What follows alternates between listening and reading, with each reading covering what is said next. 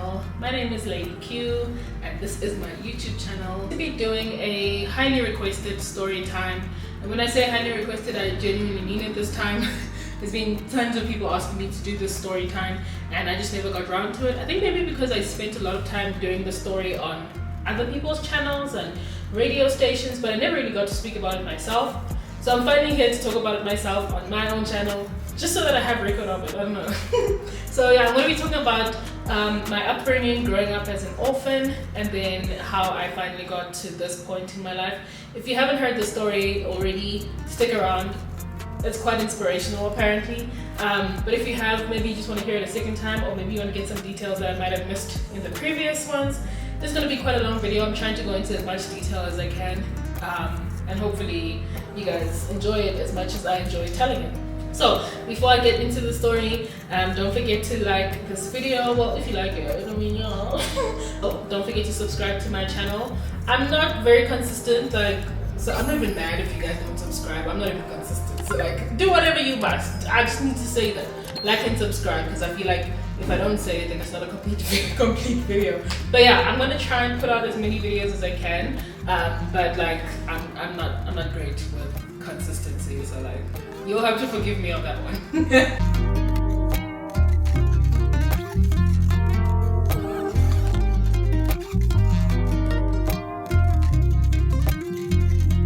Okay, so those of you guys who don't already know, I lost both my parents when I was newborn. I don't know exactly what the entire story is or how they passed on.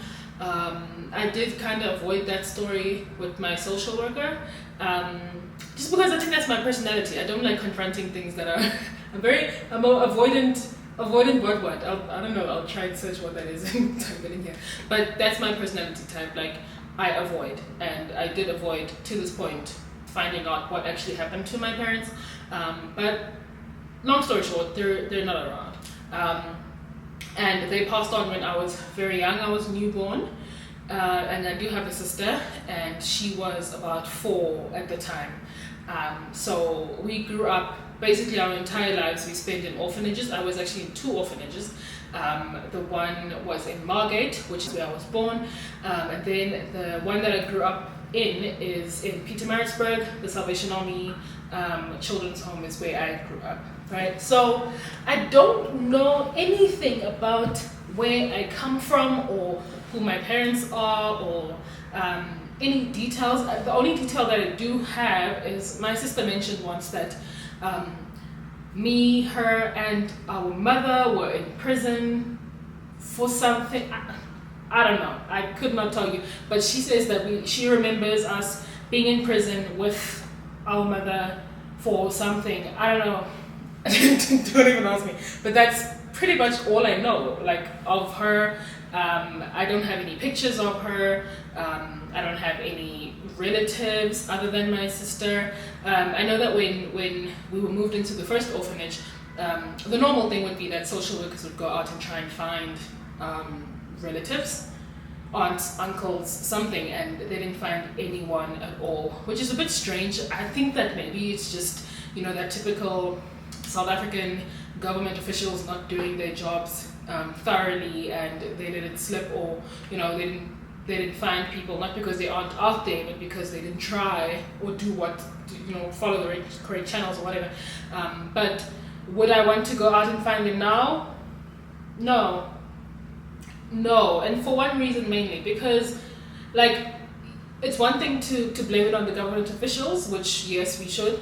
They didn't do their job. But if you know that your sister passed on and she has a child, or she had 2 children, wouldn't you go out and try and find these 2 children, right?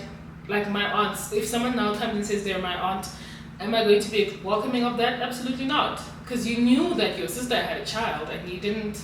But anyway, regardless, we moved into the Salvation Army when I was 3. So we stayed at the first one for 3 years, and then I moved to the Salvation Army in Pietermaritzburg, and I grew up there. It was great. I won't even lie. I know these I don't know, these documentaries and these movies always make it out that growing up in an orphanage is going to be the absolute worst thing ever. And I remember sitting in the orphanage and watching these movies and like, what is this? You know what I mean? Probably the same as like maybe if a doctor is watching Grey's Anatomy. In fact, I have a friend who's a doctor, and every time we watch Grey's Anatomy, they're always like, "What?" Right? Because the media the media is always going to portray things worse or in the incorrect manner. So in our case, I'm not saying that all orphanages are great. They're not. But in our case, we had nothing, like barely anything to complain about. We were always fed. We went to very good schools. We were taken care of. Like, I think maybe because it was not a government-funded orphanage. It was a private. I'm not me being a private orphan.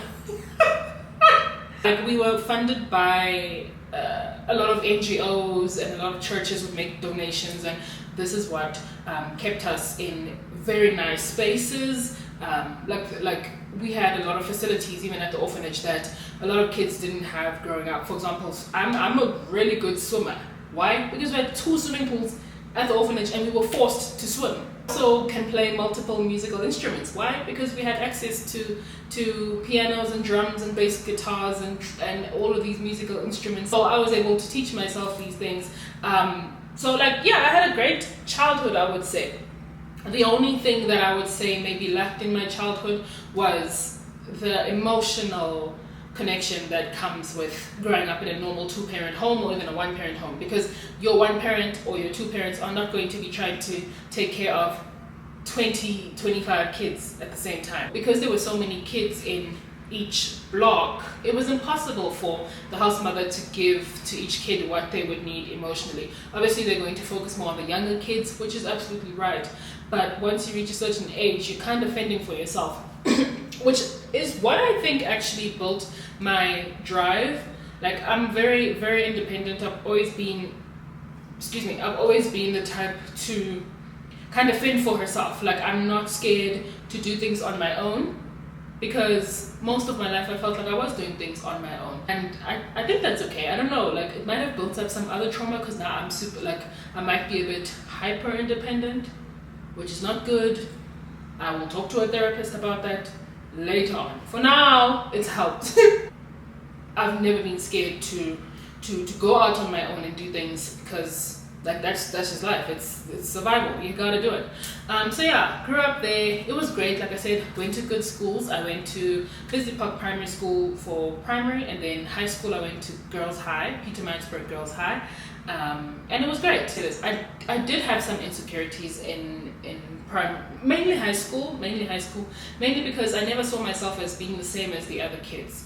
I always, for some reason, thought that because I grew up, I was one of the orphans.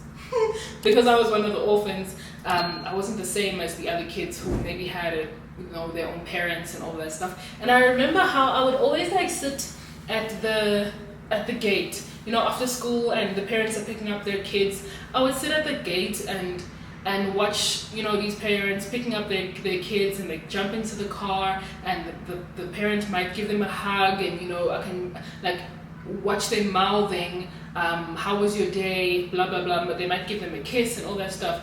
To me, that was something that I longed for. Like, I wanted that, because in my instance, I'd be picked up in a Kumbi with a driver who's being paid to do that, and there's like 25 other kids at the back, and we're all just screaming at each other. Like, there's no, oh, how was your day sort of thing. They're already punching at each other. There was, there was never any affection. I never saw affection. I never grew up around that. So yeah, I would say as much as our needs were taken care of, that need wasn't. And I know it affects me today. I'm cold. I'm a cold ass bitch. Not because I don't have a good heart, but because I never grew up that way. Like, I never saw love and affection and caring, and like, try give me a hug. Try give me a hug. What? No. Try say I love you. See how I respond. Like, it's the most awkward thing. It's just like, what are we doing? But like, that's the funny part. The sad part is that I also don't view relationships the way that everybody else views it, because I just never had that growing up. Like, I never saw mom and dad showing affection, or I don't know how they're supposed to behave, and I don't know, I don't cherish those relationships as much as other people might because they grew up with that. I also do not even want kids. I don't want kids. I don't want to get married either, because the family setup for me was never a thing. I'm more, at this point, I might change my mind. It would be good if I grew out of this, or maybe I healed from it, because I do think it's a trauma. It would be great if I healed from this, but at this point, I don't want kids. I don't want to get married, because family has never been something that I value, because I never had it. What I do value is survival, making it, being okay, being successful, because that's something that I wanted to get out of. I don't know if that makes sense. But yeah, that's pretty much that was my childhood. But for the most part, I would say it was great. It really was. There was one instance though where I shouldn't be laughing about this, but this story always makes me laugh. Like, your parents would never forget you, right? If you were at school and they didn't pick you up on time, they would never forget you, right? I was forgotten a couple of times where maybe I was doing sports. The other orphans that were in the same school as I was, maybe they went home with the normal time around 2:30 after school, and maybe I was doing sports because I really enjoyed swimming. So maybe I was at a gala, and then I was meant to be picked up maybe 2-3 hours later, and they forgot. So now I'm sitting at school waiting until it's pitch black.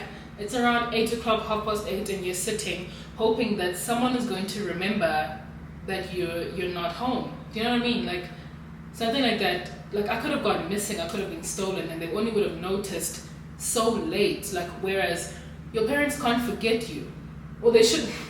If your parents forget you, they're terrible parents, right? Now, I'm not blaming anyone for this, because it's not anyone's fault. Like I said, as one house mother looking after 25 kids, you things are gonna slip, slip your mind or whatnot. So, like, that for me, it just amplified or magnified the fact that, girl, you are on your own. Like, there's no one trying to like, they're there to take care of you, to make sure that you're okay. But at the end of the day, like, bro, the two people who were supposed to look after you and care for you first are not here. So unfortunately, you're going to have to be someone else's second duty, or 25th, 26th duty.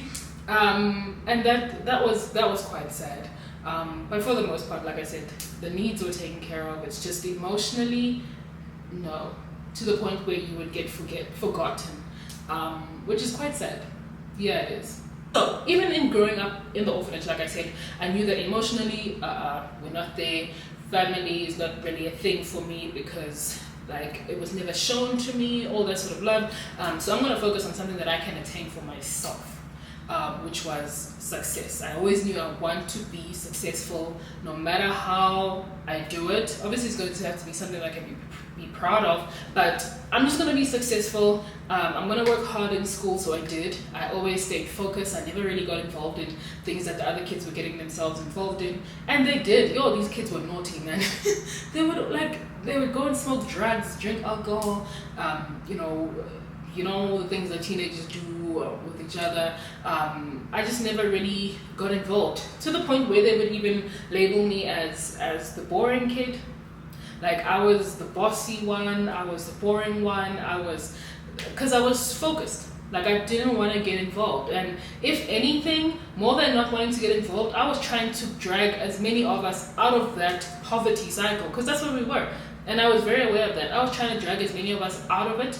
Unfortunately, you know how it is. Kids are not really going to take you seriously when all they want to do is have fun and, be angry at the world for getting them into for being born into those circumstances, which is correct. But at the end of the day, life is unfair, and it's unfair to everyone. So, like, what are you going to do about it? So, I don't know. I didn't really I wasn't very popular in the orphanage. Except by the people in charge, because they could see that, nah, man, this kid is going far, and the other kids kind of saw it as, this one thinks she's better than us, sort of thing, right? So it was a weird sort of standing. But yeah, fast forward to now matric, and they put me in contact with a lady who offers like bursaries and stuff for anyone who's serious. And obviously they knew me a long time ago. I was always serious. So they put me in contact with her. She asked me, what do you want to study? I said, I just want to do something that allows me to be creative, whether it's fashion design or interior design, something fun. So she did that. She made it happen. She got me into a design school in Cape Town. For me, that was scary because like obviously I'm growing up in this orphanage where you're in a bubble pretty much. Like you go to school, you come back, and that's it. Like you, there's nothing more.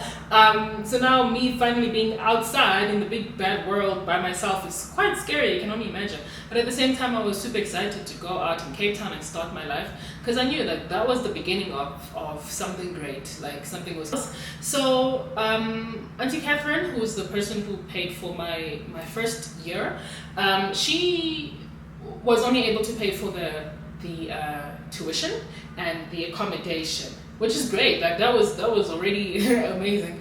So I had to kind of fend for myself when it came to like food and toiletries and clothes and all of that sort of stuff. So unfortunately, I had to get a job. But it wasn't my first job. I had been working other jobs before this. Even while I was in high school, I had jobs in the mall. I bought my first phone. Listen. Like the other kids were walking around with smartphones and like I want one too. And obviously the orphanage is not going to give us a phone. So I got a job. I was working, what was I working for? I don't know, I was doing something.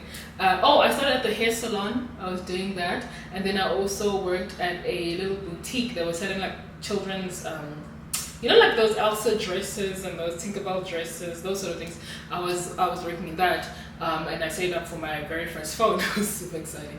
So yeah, my first year, college, I had to work at Spur, which I hated with my whole life. I cannot stand Spur to this day. Why? Because of what they did to me. It was awful. And then I also worked at another hair salon, which didn't last long because like I wasn't very great with no, it wasn't great. And then my third job was I was working for True Words. I worked for True Words for a couple of months, which I also hated because I'm not a salesperson. Like I can't sell you. The thing is at True Words, like you have targets that you're supposed to meet, right? And they're saying you must get people to sign up for their what do you call it? Like a card, like a True Words card. I don't know. To this day, I don't know what I was supposed to sell to these people. But I'm just telling you now, I cannot sell you anything. I just feel like if you're there and you want to buy, you're gonna buy. Like, and if you don't wanna buy, you're not gonna buy. Why am I trying to convince you to buy something that you don't want? I don't know. I was just terrible at it, but I needed the money, so I was there. I was there. Every time they had a review, I would do so badly in it because I did nothing. I didn't sell anything to anyone. Like, if the person wanted to buy, they were gonna buy.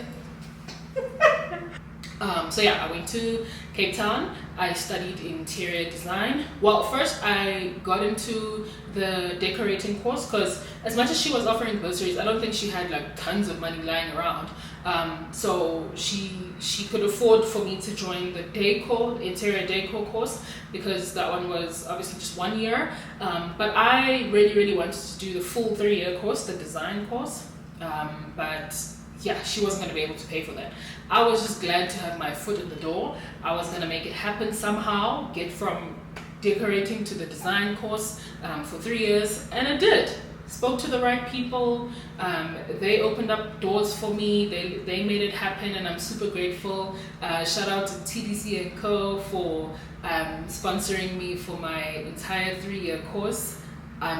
You guys don't understand. I'm beyond grateful for what you guys did. They literally paid for my accommodation, my tuition, they gave me an allowance. They gave me money for stationery. Everything was literally paid for, which is crazy.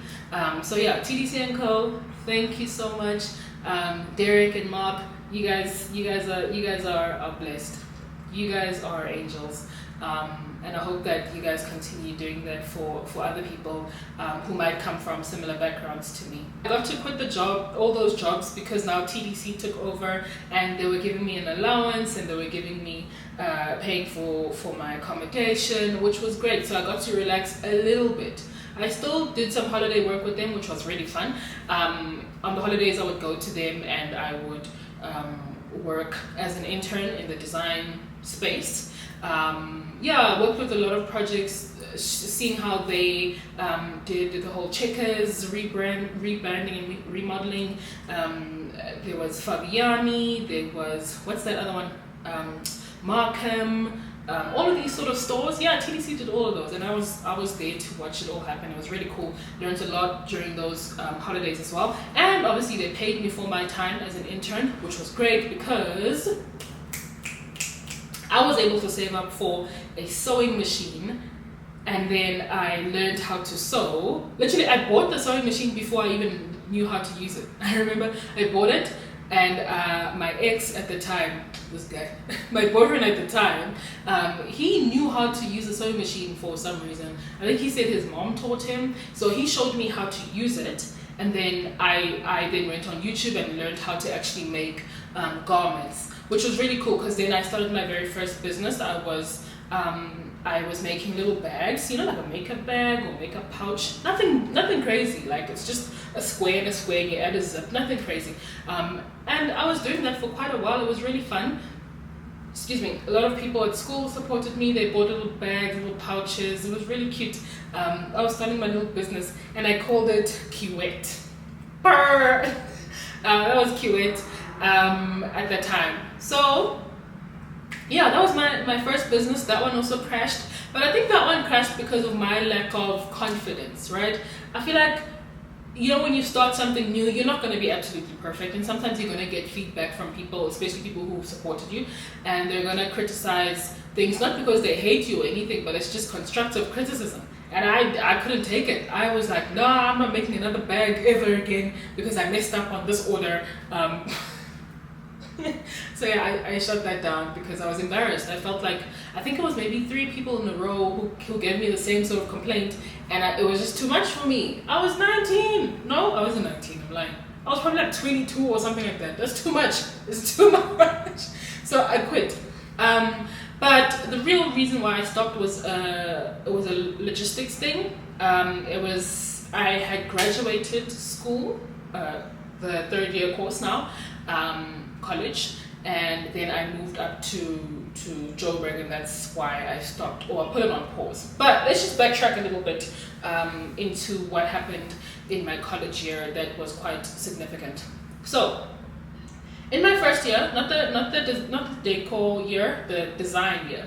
In my first year, I was now staying in a res that was on the college premises, and I was being funded by TDC, and I had a roommate who was in my class as well. Really lovely girl, Sydney, and I remember there was a day when we got our results back, right?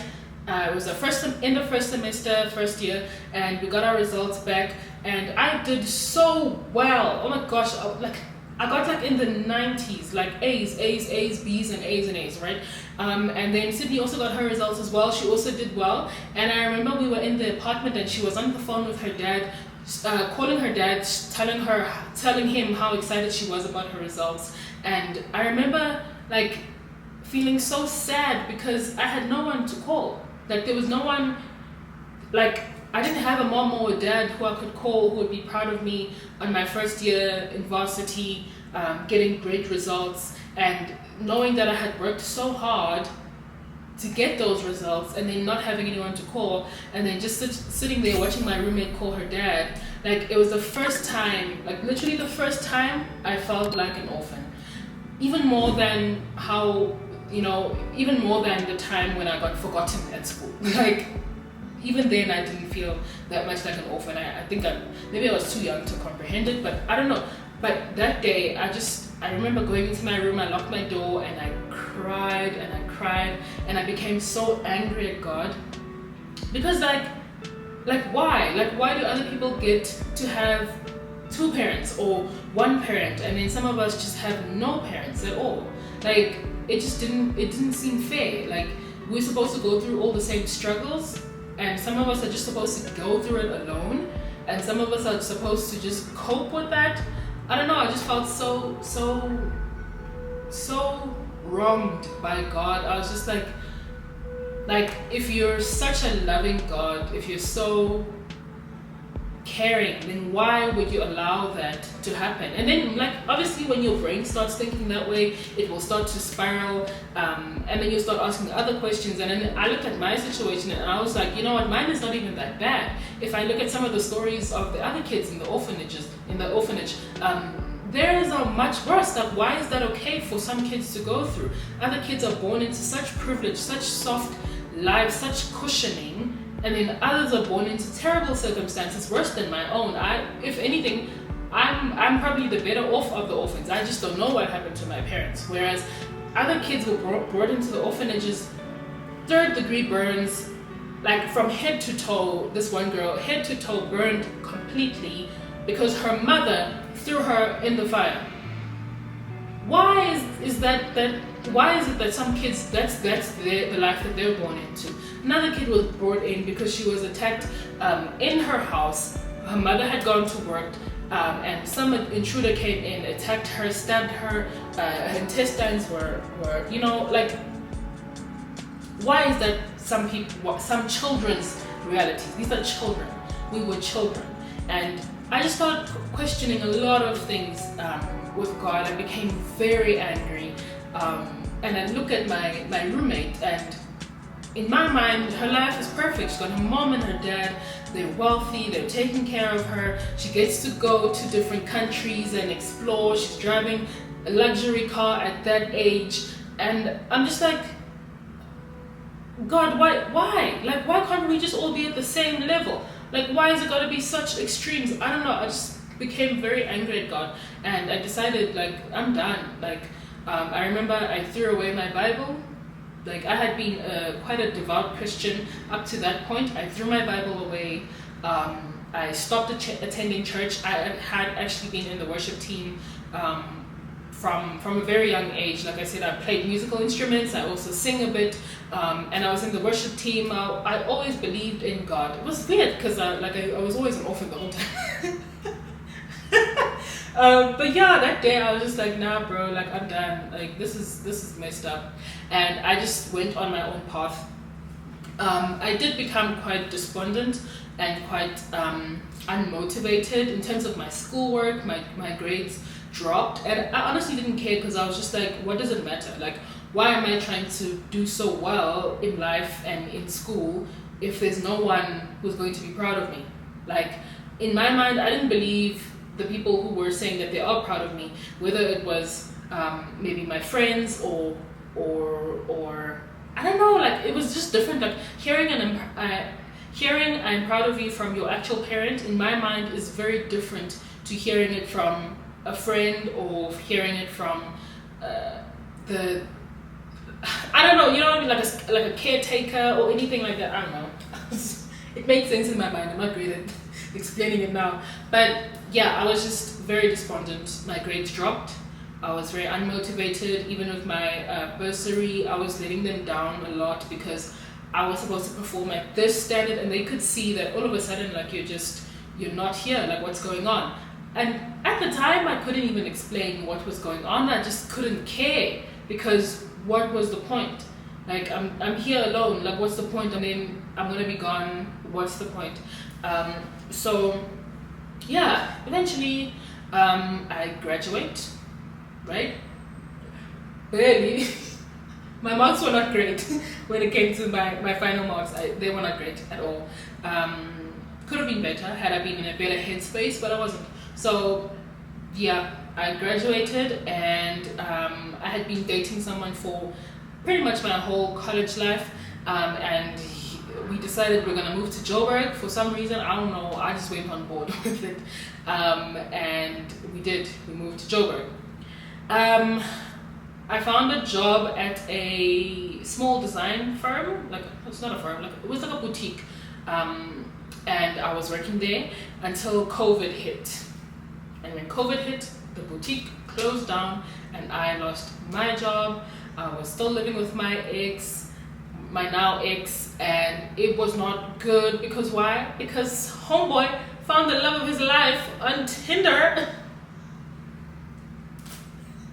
and he found her, And he found her like I don't know. It was very shortly before Cyril announced that lockdown. We are locking down now. So imagine me like I'm still crazy in love with this person, or I think I am. I'm still in love with this person. He's now falling in love with somebody else on Tinder.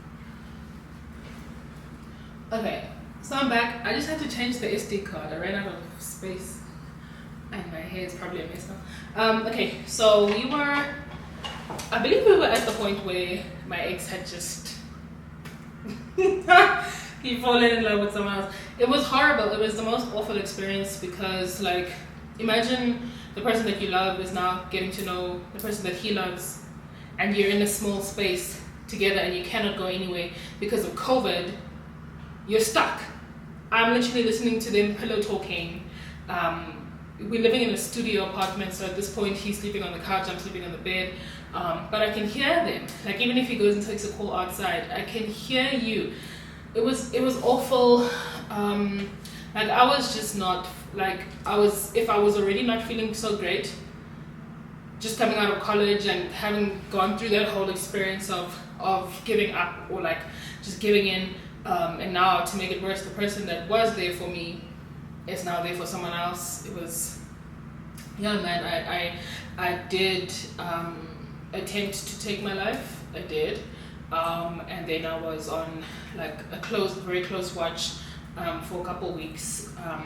After that, yeah, no, it wasn't great. It wasn't great at all. But then, you know, he finally moved out because Cyril allowed for movement into provincial travel was allowed, and then his now girlfriend came up to Gauteng, and then he moved out and moved in with her. I think they're still together. I think they are. Like, I think he genuinely found the love of his life. Like, it's not even anything shady or anything. Like, I think he's with his person, which at the time I hated. But for now, like right now, I'm just like, yo, bro, like, that's like I'm happy for you. Like, he seems happy. I think. I don't know. I haven't stalked him in a while. I think he's happy. I think like I've grown past it. He's not even my type anymore. You guys know I like white men now. What? So yeah, for that, I'm happy for him. And I did learn a lot from that relationship. It was one of those, you know, those ones where you grow so much and the growing is painful. Like you know, no. So what happened? Oh, okay. So I was left alone now in that apartment, and I was still on my meds for my depression. So I had to find an outlet. I wasn't working. We still weren't allowed to work because, you know, first of all, not everything was open. Only like the essential workers were going to work. The rest of us were still chilling at home. And I had to find something that I could occupy my time with. So I had my sewing machine, and I decided, let me just try this masks thing, right? Went on YouTube, watched a couple of videos, like, oh, this is easy. So I started making masks, and they took off. Like, they became quite popular. A lot of people in my neighborhood were buying the masks. A couple of my posts on Twitter actually did pretty well as well, because the masks were really cool. I was making all sorts of masks, leather, like very nice masks. It was cool. So that's where my now sewing business kind of came back. And then people started asking me to make more than just masks. People who owned brands who were struggling to find or get access to their existing CMTs because maybe the factories had closed or whatever, were asking me to make stuff for them, like small little brands. And I decided, yeah, let me give this a shot, right? So I was making medical scrubs, I was making lingerie, I was making like activewear, sweatpants, all those sort of things. It was really cool. I was still starting out though, so I wouldn't say I was the greatest. Like, the masks were really easy, the bags were really easy, but not actual garments. Hey, that's another ball game. So I did make a couple mistakes, but it was fine because I was always honest with my people. Like, guys, I'm just starting out here. I don't know everything, but I'm willing to learn. And I would always teach myself new things and how it's supposed to be done. And I was always watching YouTube tutorials. on how to make clothes and how to do it correctly. Yeah, and over time I got better and better and better. Then I started my own company, which, remember, Q8 was the bags. So now we started Q8 Brands, which was now people who had clothing brands and wanted us to manufacture for them. We were making those things, and I had staff, and I had machines and a little studio. It was so cool, and it was growing. It really was, and it took off. Like, even because I was even TikToking now, and a lot of people showed interest and wanted their clothes to be manufactured by us, like white labeling. Like, you have a brand, we make your stuff, you put your label on it, and then you sell it as your own, that sort of thing. So yeah, that went well until it didn't. So what was happening here, the reason why this one failed was because I'm naturally not very confrontational. I don't like addressing things that are negative, especially when I'm having to address it with one certain person or whatever, you know what I mean? Like, address it directly to someone. And that cost me my business, because now my staff were either moving too slowly and I wouldn't address it, or they were slacking and I wouldn't address it. And then in the end, I was now behind on orders. I was having to refund orders because my staff were maybe slacking and they didn't take note of some instructions that I told them on how to make the garment, or you know, all these sort of things. So now what's happening is, because client A put in an order and then wasn't happy with the result, either because it took too long or there were too many mistakes, now client B's money is paying for client A's refund, but now who's paying the staff? So now client C's money is paying for client, now the staff are not happy now because they haven't been paid because of their, do you see the mess that was happening there? It was a lot. And I didn't address it soon enough because I'm just not that type of, I wasn't that type of person. I am now. Listen, ask any of my staff members up. But yeah, it cost me, and by the time I quit, by the time I shut it all down, it was bad. I was owing so many clients. It wasn't as simple as client A, B, and C now. It was down to X, Y, Z. Yeah, it was bad. And yeah, man, I was drowning. I was not able to keep up with my rent. My staff had not been paid in weeks and months. It was bad. It was really bad. So I had to shut it down. The point when I shut it down was when I got an eviction letter from my landlord. That's when I knew, like, yeah, no, it's time to pack this up. And we did. And it was really, really painful. I remember just being so defeated, but everything leading up to that was telling me that I need to stop this, because, you know, like, there wasn't even money for food. Like, we weren't eating. I was so thin. Listen, you would think that I was going to the gym, I was getting it in, but I was hungry. I was hungry because there was no money for food. There was no money for electricity. There were so many times where we couldn't finish a client's order because the electricity went out, and then yeah, like, there's no money. Like, it was bad. It was really bad.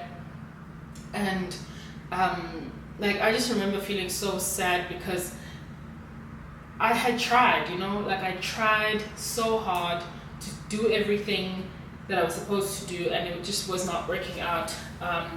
And so I shut everything down. I sold everything that I had. We had to move out of the apartment. I was now homeless, technically. So what happened was, a friend of mine, she had actually recently put in an order, and then I wasn't able to get to it because it was very, very close to the time when we just decided that it wasn't going to work anymore. So I just alerted everyone to come and collect their stuff, and then she was one of them, and she just asked me, like, what's going on, and I explained to her the whole thing, and she told her mom about it, who happened to be in the car on that day. And then her mom said, you know what, I've got a back room, come and stay there, and then, you know, try and find your feet. So I did, moved into that place and tried to find my feet. I had a very limited time because the mom said, I've got a tenant moving in soon, so you need to pick up your shit while that tenant hasn't arrived yet. So, you know, I was, yeah. So sitting in that house, I remember just being like screaming at God. I was screaming at God. I was like, okay, so first you're gonna put me into this world by myself. Then I'm not even gonna be mad at the fact that I'm by myself.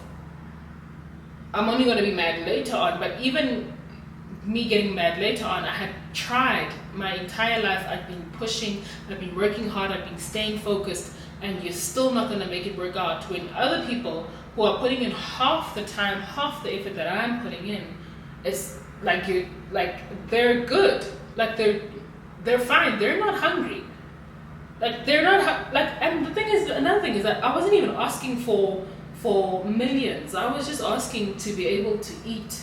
Like, God, you say that you take care of the birds in the sky and the flowers and you take care of them, so why should we as your people be worried about what we're going to eat? And yet here I am, and I'm worried about what I'm going to eat.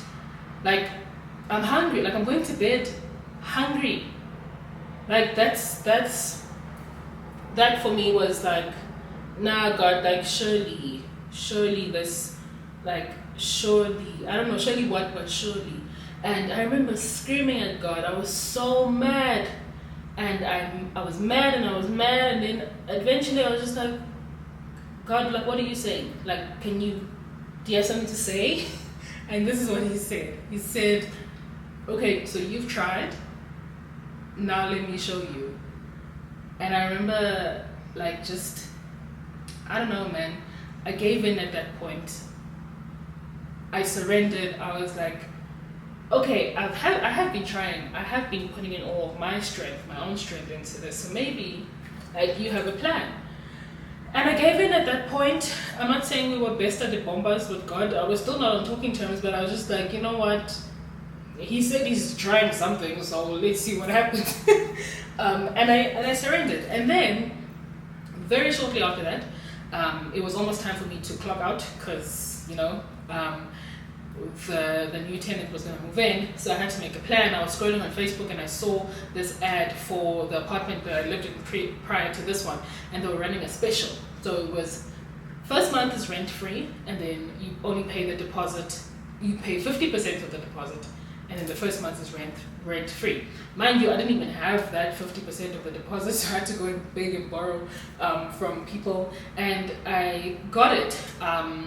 But before that, I had to go for a viewing of the space, and I went there, and I don't know, man, something just told me, this is the one, you need to be here, for some reason. I don't know why that one in particular, but you know, I made a plan. I got into the apartment, got someone to stand as surety for me because obviously my affordability was tanked. So I got someone to stand as surety, and I got into the apartment. I moved in there with my clothes, my mattress, I had a TV stand, and that's pretty much, and some pots. That's pretty much it, right? No microwave, no fridge, no TV, no couch, no carpets, no nothing. Just those things. And I got in there. How was I going to afford it? I don't know. God said something about he's going to show me something. So I'm like, okay. So I was there, and then I remembered at the time, so I was still like making small things here and there, like these bandana tops for people, like a few orders, nothing hectic. I was still struggling quite a bit, but at least now I was able to eat. You know what I mean? So I remembered I had met someone a couple years prior who had a gin brand, and really, really cool brand. Where is it? Somewhere here. Really cool brand. And the social media was not really popping at all. Like, So I contacted him. I was like, hey bro, like, you have a really cool brand, but your social media is whack, bro. Can I help you? Like, would you mind? Like, I don't even mind doing it for free for the first month, just to show you what I can do, and then we can discuss my rates after that. He said, absolutely, let's try it. So I did. I took over the page when they had 7 followers. Seven whole followers. It was probably his whole family. It's probably his whole family. And then I remember when I left, it was on 13,000 followers. So I'm like, that's not like extravagant. Like, I've done more than that. But I just think that was good. That shows like I know somewhat what I'm doing to able to take a page from 7 followers to 13,000. Come on now, come on, right? So I started working with them and I started getting paid. Nothing crazy, but like decent money. And then I started to buy furniture for my apartment. I bought this couch. This was the first thing I bought. It wasn't expensive. It was 1,000 rand at Facebook Marketplace. This one's not going anywhere. I'm never giving this couch away. I don't care how it looks. It's not holding up too well. But this is my couch. It's not going anywhere. So I started buying some things for the space, nothing hectic.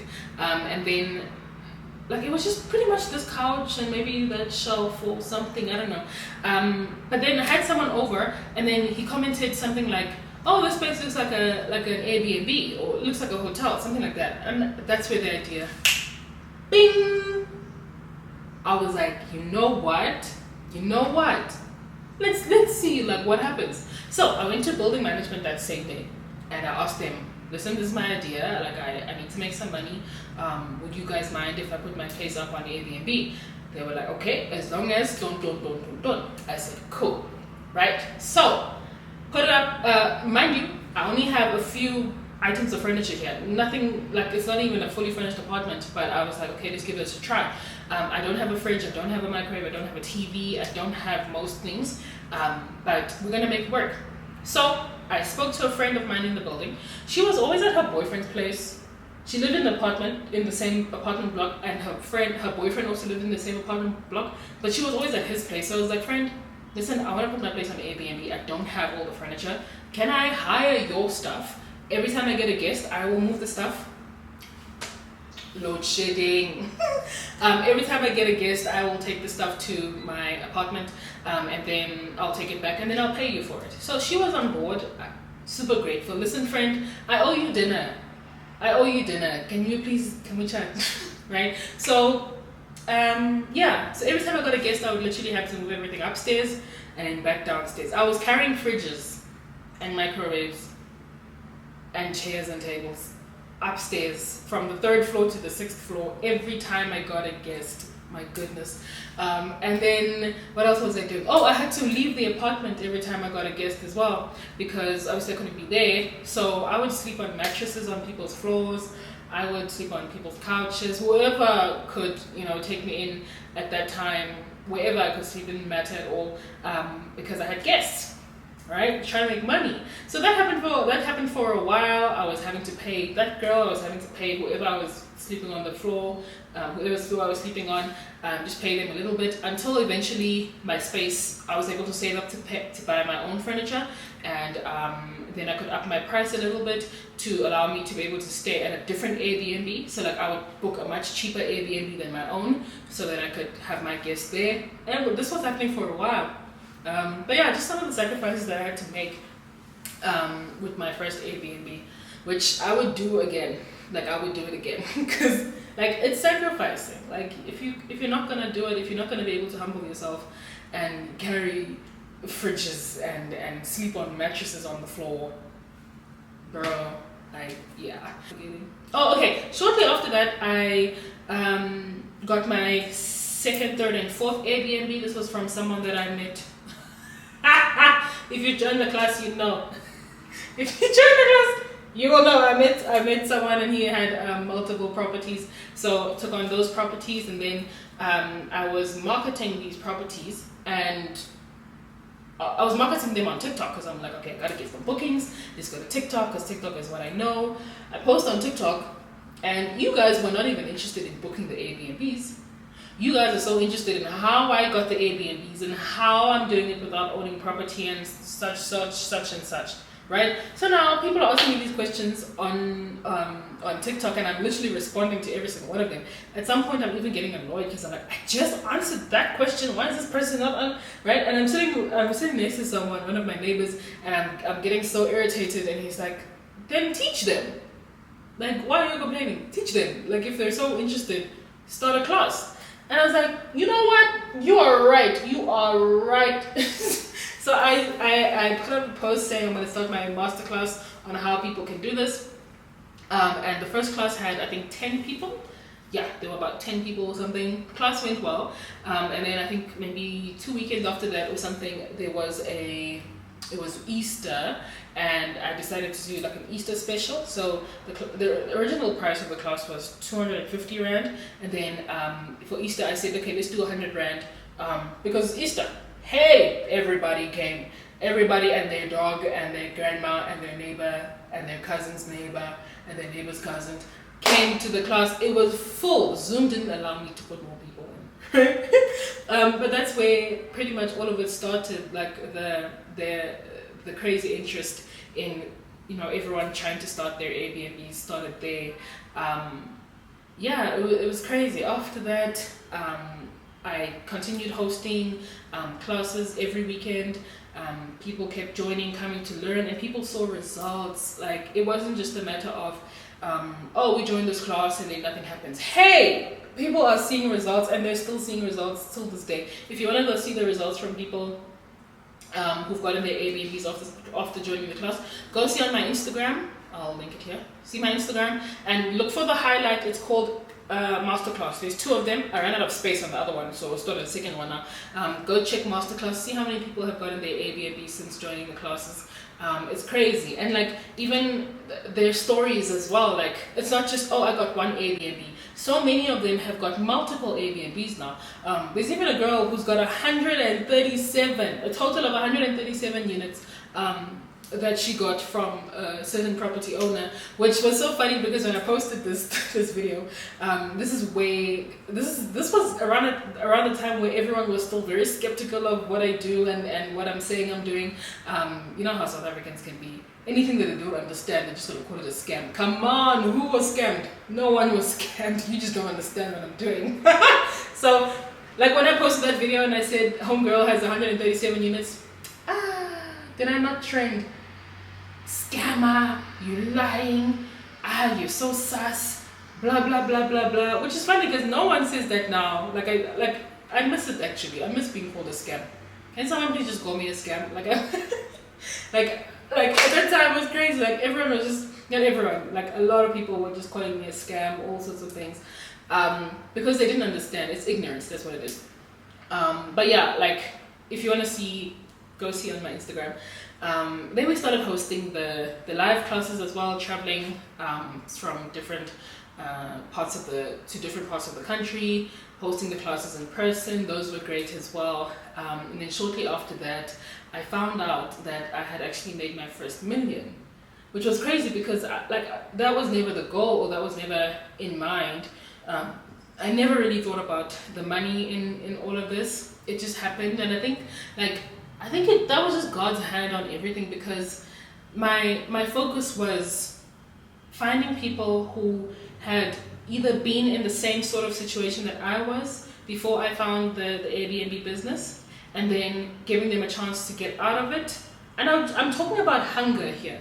That's the main thing here. It's the hunger. Like, when you don't even have money to buy bread, like, have you ever been in that place? A lot of people have, right?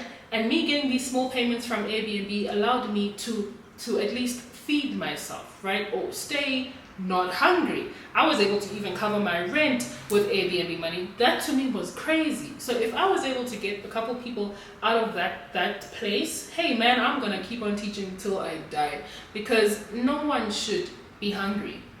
Like, that's a basic human need. Food. And that's a lot of people's realities, and we're all hiding it. So, like, if anyone can get out of that, I'm gonna help you get out of that. I'm not necessarily saying that you will definitely become a millionaire. That's not my goal. That should be a thing for you. But my goal is for you to make some money, whether it's a lot of money or just enough money to feed yourself and your family. We're gonna do it. So yeah. And that was my focus, and I think that God blessed me with my first million because that was my focus. Every time I saw someone post on the group that, hey Q, I had joined your masterclass, and a lot of them have these stories, something like, I joined your masterclass with my last 100 Rand or my last 150 Rand, and I finally got my Airbnb now. That to me, like, it literally brings tears to my eyes every time, because like, that was me at some point, and that God chose me to be the person to fix that in a lot of people's lives. is crazy to me. Like, I even have stories of people telling me now, Q, I'm literally paying for my tuition because I joined your masterclass and now I'm able to make money from Airbnb to pay for my studies. Like, that to me, that's crazy to me. Like people will call me whatever they want, and like you guys know, I was trending not so long ago because of a mistake that I made, and a lot of people painted me the way that they wanted to. We all make mistakes, and ultimately you're always going to see me as the way that you want to see me. But the way that I see me, the way that I see what I'm doing, it's fucking amazing. Like, giving people a chance, and also the price that I do it at.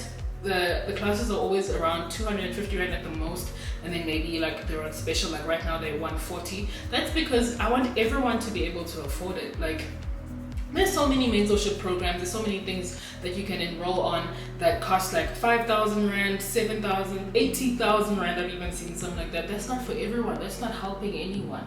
It's not helping a lot of people, and my focus is to help everyone that I can help, and that's why I keep it so cheap. And the goal wasn't the million, the goal was helping people, and we've helped so many people, and I continue to want to help as many people as possible as I go along. And yeah, so shortly after I made that million, I gifted myself with this apartment, just to say, like, congratulations, like, you did it, bro, like you did it. And I'm super grateful for being able to live in this space. I didn't buy it though. I'm renting. Don't ask me why. Don't ask me, because you guys always ask me this. But yeah, I am renting here, and I love this space. And I'm grateful that on that day when I was in that room screaming at God, and He told me, "You've tried. Now let me show you." He showed me, and He showed me good, right? So yeah, like that was the come up story. It's been a roller coaster, as you can tell. There's a lot of things that I might have missed out. There's a lot of things that I definitely missed out, but I hope that hearing the story will really inspire a lot of you out there to firstly trust God. Like, if you don't believe in God, I don't know, man. I don't know, but God is real. I don't care what you tell me, God is real, right? And things might not always be fair, and it sounds so cliche, but they are always working out for the best. A lot of the lessons that I learned, and a lot of the times when I was not great, like when my ex, when we broke up, when my business failed, a lot of the things that happened in college, a lot of those things form my character today. I'm able to act differently or move differently because of those things. So yes, I did take a lot from those experiences. Even growing up in the orphanage, a lot of me comes from that. So trust God is number one. Number two, have a dream. Like, dream something.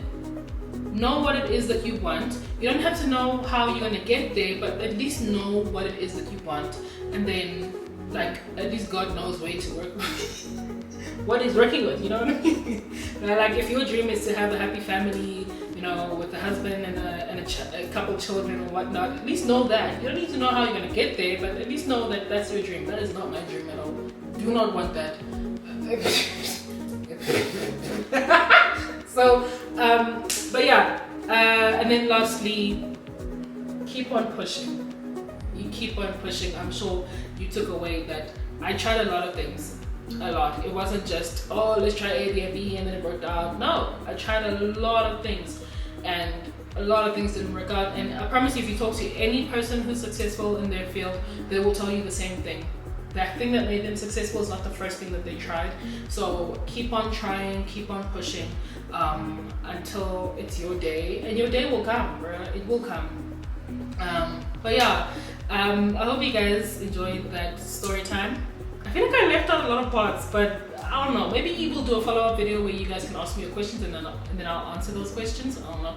But yeah, I hope you enjoyed the story time, and I do hope that you took inspiration from this. And then obviously if you want to join any of my online classes or any of the classes that I might be hosting, I'm not going to actually list the physical classes because I know that this video will probably be up for a long time and then those classes would have been long over. So let's just talk about the online classes that happen every week. Tuesdays 7:30 p.m. Thursdays 7:30 p.m. and Sunday 3 p.m. You can just contact me on email or here on Instagram if you want to join any of the classes to learn how you can start your Airbnb business. I teach people how to do Airbnb without owning property. That is my my business. So yeah, I hope you enjoyed this video and I will see you in my next upload. Bye!